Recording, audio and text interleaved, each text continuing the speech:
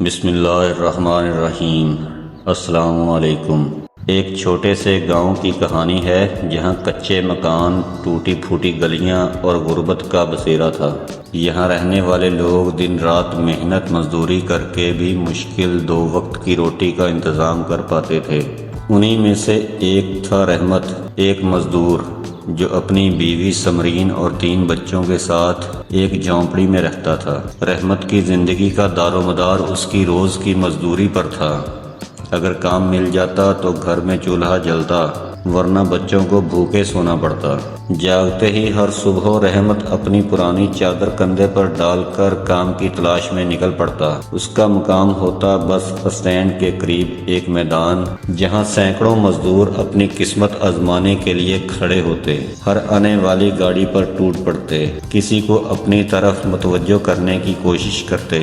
رحمت بھی انہی میں سے ایک تھا۔ وہ دل ہی دل میں دعا کرتا، اللہ میرے بچوں کو بھوکا نہ رکھنا، آج کچھ مزدوری مل جائے۔ گھر میں سمرین ہر روز کچھ نہ کچھ جوڑ کر بچوں کے لیے کھانا بناتی، کبھی روٹی کے ساتھ صرف پانی، کبھی ایک آدھ پیاز اور کبھی چائے سے ہی گزارا کرنا پڑتا۔ رحمت کا چھوٹا بیٹا احمد معصومیت سے پوچھتا، بابا آج کھانے میں کیا ہے؟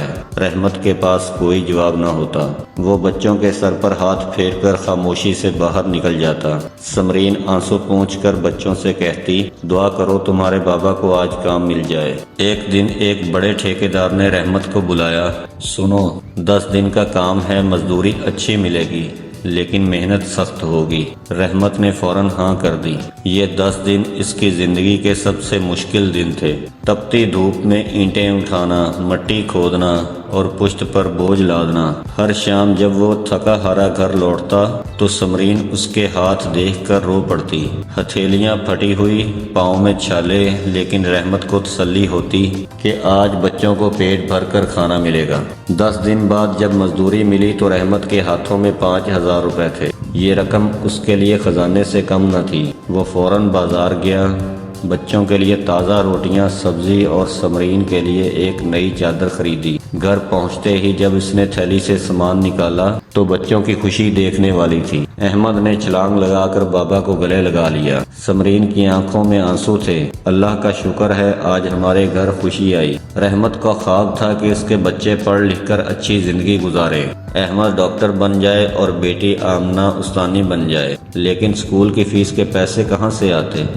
ایک دن گاؤں میں ایک خیراتی اسکول کھولا گیا۔ رحمت نے فوراً بچوں کا نام لکھوا دیا۔ یہ دن اس کی زندگی کا سب سے خوشی کا دن تھا۔ وہ جانتا تھا کہ تعلیم ہی ان کی تقدیر بدلے گی۔ سالوں کی محنت رنگ لائی۔ احمد نے ڈاکٹر بننے کی ڈگری حاصل کی اور آمنہ ایک اسکول میں استانی لگ گئی۔ جب احمد نے اپنی پہلی تنخواہ رحمت کے ہاتھ پر رکھی تو رحمت کے آنسو نہ رک سکے۔ احمد نے کہا، یہ سب تمہاری محنت کا صلہ ہے بابا۔ رحمت نے آسمان کی طرف دیکھ کر دعا کی، اللہ کا شکر ہے میرے خواب سچے ہو گئے۔ رحمت جیسے لوگ ہمیں سکھاتے ہیں کہ ہمت، محنت اور صبر سے کوئی بھی خواب پورا ہو سکتا ہے۔ زندگی کی مشکلات چاہے کتنی ہی سخت کیوں نہ ہوں، اگر انسان اپنی محنت پر یقین رکھے تو کامیابی ضرور ملتی ہے۔ یہ کہانی ہر اس مزدور کی ہے جو غربت کے باوجود اپنے بچوں کے مستقبل کے لیے جیتا ہے۔